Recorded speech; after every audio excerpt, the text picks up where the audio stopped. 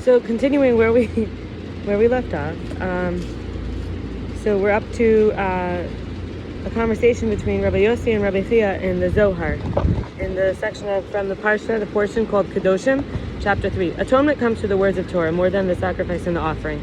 And they do a quote from vayikra 7:3-7, which is Leviticus. This is the Torah of the burnt offering, of the meal offering, and of the sin offering, and of the guilt offering. This indicates Torah equals all sacrifices. For even if a penalty of heaven is decreed against he who toils in Torah, the penalty is concealed because the study of Torah is better for him than all the sacrifices and offerings. Continuing now with chapter 5 of gate 3 of Chovos halevovos. This is called shaar avodas Hashem. It's really the portal of serving Hashem, the worshiping Hashem. It's by Rabbeinu bacheya pekuda. Chovos halevovos is about duties of the heart. So there's a call of Hashem via the intellect to know Him and be aware of divine wisdom. The prerequisite for that is that concepts must be developed in the soul and nefesh enough, so it's moral enough to like truth and justice and righteousness and reward, and to not like injustice, falsehood, wickedness, and punishment, and to know forgiveness, and to have discernment of what's better and what's worse, the perception and reasonability. And then the conversation between the understanding and the soul happens through questions and answers. Self-inquiry is soul-searching, an inventory really called. It's really called an inventory where you check on your motives, your intentions, your values. It's also called investigating one's traits, or a cheshbon hanefesh, which is like this. It's like one of the levels of the soul. You do an account. It's an account. There's two bad diets there's two root traits which are like a bad diet. One, the nature, the love of physical pleasures, eating, drinking, marital relations, and other bodily needs.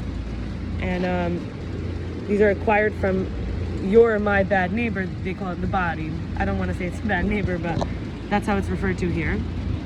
And nurture, which could be the love of power, domination and superiority, pride, haughtiness, and jealousy, acquired from your or my associates among whom you and I've grown up with, namely our siblings and other relatives.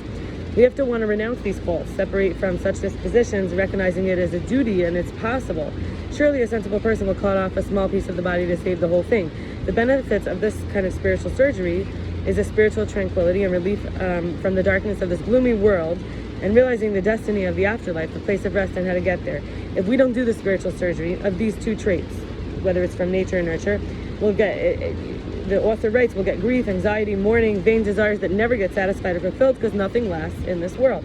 So what does it mean to be a servant? Servants constantly try to do good in front and with and for their master lovingly, praisingly, joyously, good-heartedly, avoiding what the master forbids, knowing he can always do more, admitting the servant knows he can always do more and admits his own insignificance, desiring his master's pleasure. And with deep humility, he trusts his master's rewards and punishments of him. He's always afraid of falling short and receiving the portion from his master. Oh, and he receives his portion from his master. He patiently serves with all of his self, with his full trust, never accusing or suspecting the master, seeking his master's will and rejoicing in his master, looking nowhere else except his master's ways, with his only fears of his master, and there's no pleasure except with his master, and he only gives what his master wants. He only to give what his master wants to give. Takes nothing without permission. He's a deeply bowing individual in this context. He doesn't move foot or eyelid except to serve the master. And of course, no master. And of course, the end of this is that no master is as kind and bountiful as Hashem. The Rambam, Maimonides, in the beginning of Hilchos yesodei Torah, chapter 2, says, what's the way that'll lead to love and fear Him, Hashem?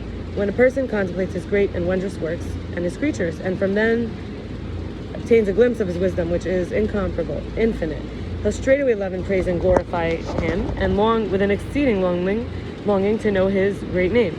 David said in the Psalms, my soul thirsts for God, for the living God, and when he'll think of these matters, he'll be straightway taken back and awestricken, realizing that he's a small, humble, dark creature with insignificant and slight knowledge in the presence of the All-Wise. As David said, for when I see thy heavens, the wonderful works of thy fingers, of what use is man that thou may remember him?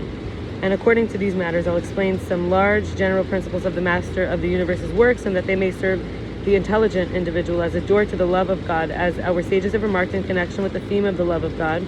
Observe the universe, and hence you'll realize Him who spoke and the world was. And we'll stop here. I look forward to sharing more tomorrow. Bye.